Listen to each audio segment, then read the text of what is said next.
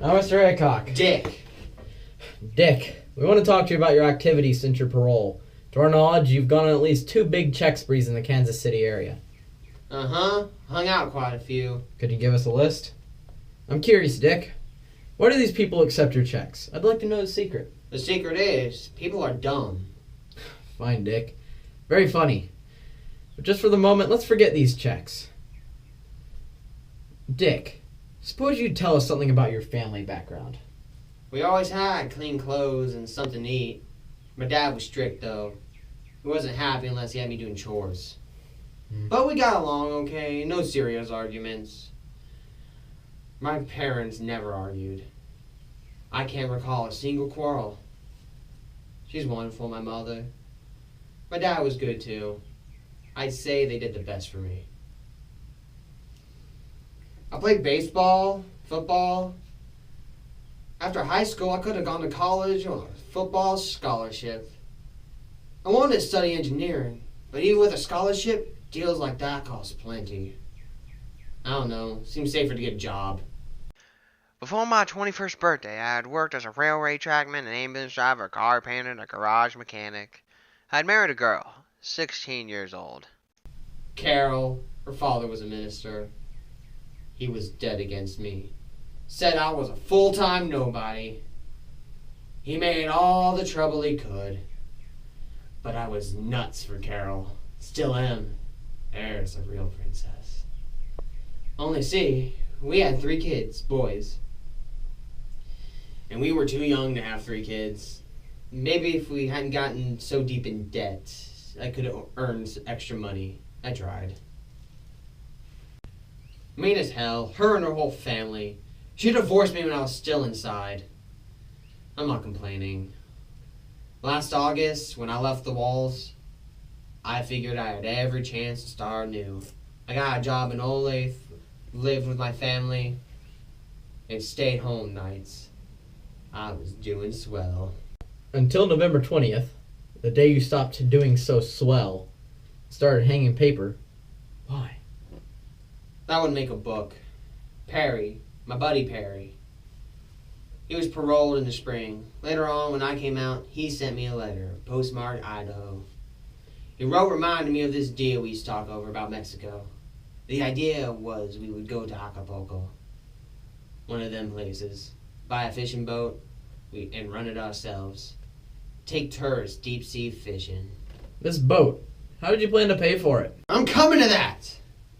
See, Perry wrote me. He had a sister living in Fort Scott. And she was holding on to some heavy change for him. Several $1,000s. Money his dad owed him from the sale of some property up in Alaska. He said he was coming to Kansas to get the dough. And the 2 of you would use it to buy a boat? Correct. But it didn't work out that way. What happened was, Perry showed up maybe a month later. I met him at a bus station in Kansas City. When? The day of the week? A Thursday. And when did you go to Fort Scott? Saturday. November 14th? Why should you be so certain of the date, and hurriedly? For it's too soon to stir suspicions. What time did you leave for Fort Scott? That afternoon. We did some work on my car and had a bowl of chili at the West Side Cafe. It must have been almost around 3. Around 3? Was Perry Smith's sister expecting you? No, because see, Perry lost her address and she didn't have a telephone. Then how did you expect to find her? By inquiring at the post office. Did you? Perry did. They said she moved away to Oregon. But she hadn't left any forwarding address. Must have been quite a blow after you'd been counting on a big piece of money like that. Because, well, we definitely decided to go to Mexico. Otherwise, I would have never cashed them checks. But I had hoped. Now listen to me. I'm telling the truth. Mm-hmm. I thought once we got to Mexico and began making money, then I'd be able to pay them off, the checks. All right, 1 minute, Dick. I'd like to hear a little more about the trip to Fort Scott. When you found Smith's sister no longer there, what did you do then? Walked around, had a beer, drove back. You mean you went home? No, to Kansas City. We stopped at the Zesto Drive-In, ate hamburgers. We tried Cherry Row. What the hell's Cherry Row? You kidding? Every cop in Kansas knows it. Once again, a display of ignorance. I explained that was a stretch of park where we encountered. Hustlers mostly, but plenty of amateurs too. Nurses, secretaries. I got a lot of luck there. And this particular evening, have any luck? The bad kind. We ended up with a pair of rollers. Named? Mildred, the other one, Perry's girl. I think she was called Jonah. Describe them. Maybe they were sisters? Both blonde, plump. I'm not too clear about it. See, we bought a bottle of ready-mix orange blossoms. That's orange pop and vodka. And I was getting stiff. We gave the girls a few drinks and drove them around Fun Haven. Imagine you gentlemen never heard of Fun Haven. They hadn't. Nope. It's on the Blue Ridge Road, 8 miles south of Kansas City. A combination of Right Club Motel. You pay $10 for a key to the cabin. Next morning we woke up to find they'd rolled us and beat it. They didn't get much off me, but Perry lost his wallet with $40 or $50.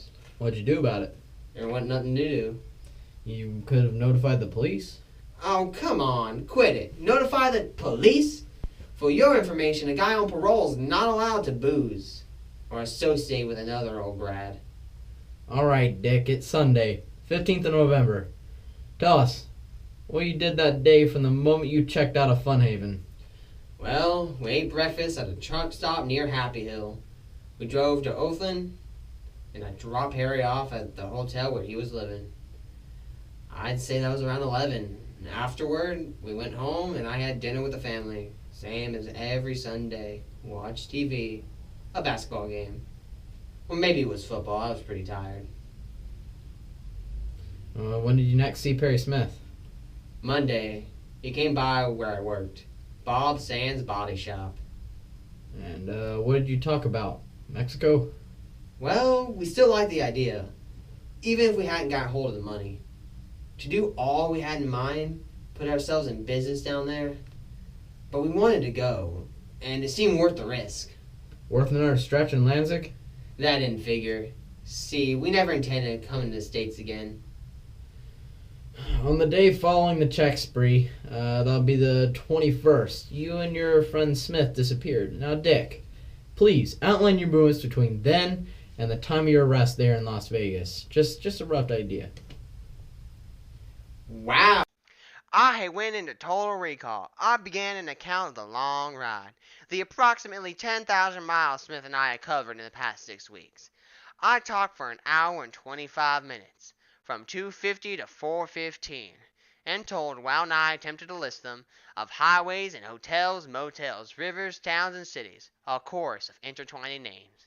I gave them the name of a man in Mexico to whom I had sold my own 1949 Chevrolet, and confessed I had stolen a newer model in Iowa. I described persons me and my partner had met: a Mexican widow, rich and sexy; Otto, a German millionaire; a Swiss pair of Negro prize-fighters driving a Swiss lavender Cadillac; the blind proprietor of a Florida rattlesnake farm; a dying old man and his grandson; and others.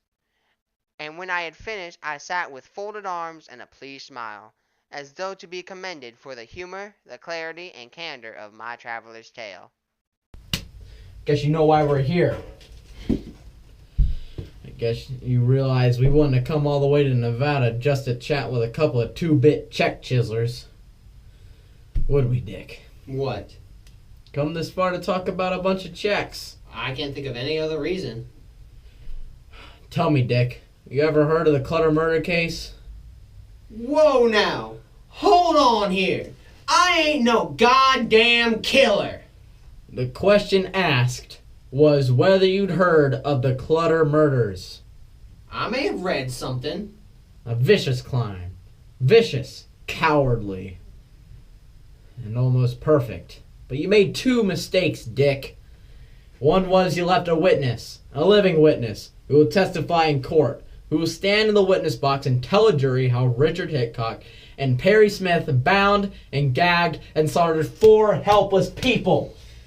Living witness, there can't be. Because you thought you got rid of everyone? I said, whoa, there ain't nobody can connect me with any goddamn murder.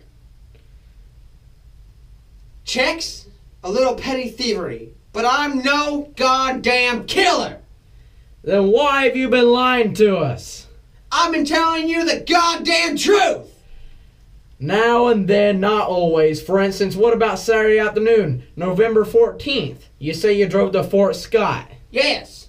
And when you got there, you went to the post office? Yes. To obtain the address of Perry Smith's sister. That's right. Perry Smith has no sister living in Fort Scott. He never has had. And on Saturday afternoons, the Fort Scott post office happens to be closed. Think it over, Dick. That's all for now. We'll talk to you later.